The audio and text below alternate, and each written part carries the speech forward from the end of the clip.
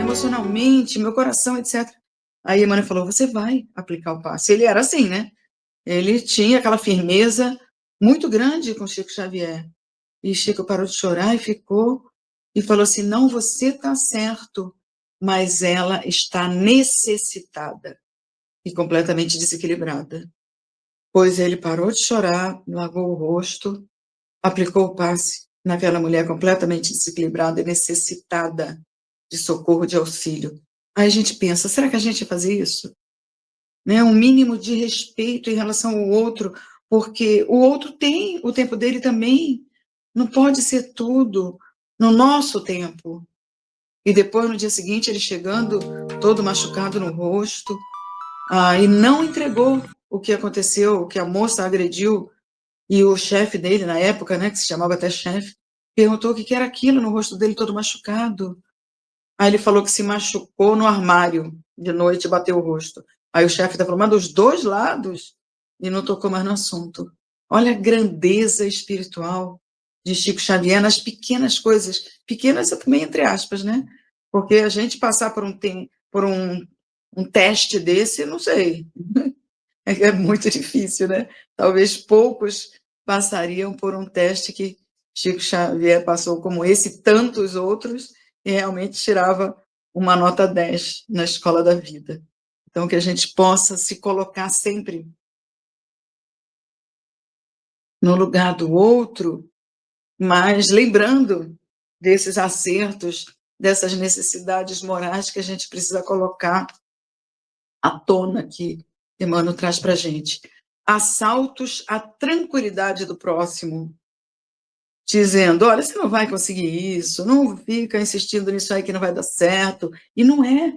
A gente vê tantos exemplos na vida, no mundo, de pessoas que não desistiram nem da primeira, nem da segunda, nem da 10ª vez, nem muito mais para frente.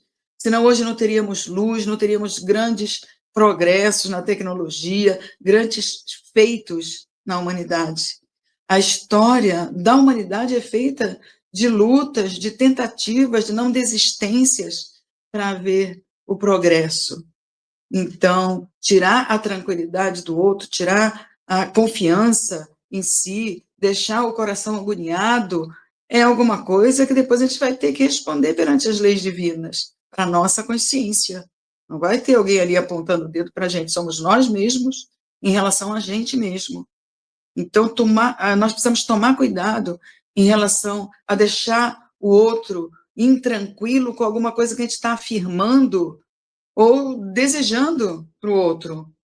É complicado, não tem nada que a gente faça que fique fora das leis divinas. Nós vamos ter que responder tudo, porque se é lei, é para todo mundo, igual. Não se pode dizer, não, aquele ali é diferente, é bonitinho, faz isso, aquilo, vai sair. Não. Deus não faz diferença para ninguém. Somos todos filhos que Ele ama incondicionalmente. E outra, tirar a confiança do outro em relação a gente, a gente começa a fazer e falar por trás e fazer coisas que vão prejudicar, ou então realmente apontando o dedo para o outro só nos lados negativos e não nos positivos, e fazendo com que o outro perca a confiança daqueles que estão em volta, das pessoas que trabalham, que vivem, e de repente a gente pensa, nossa, será que o que a gente está apontando o dedo para o outro a gente não tem na gente? Porque quem podia apontar o dedo era Jesus por conta da sua perfeição moral, espiritual, e não fez isso com ninguém.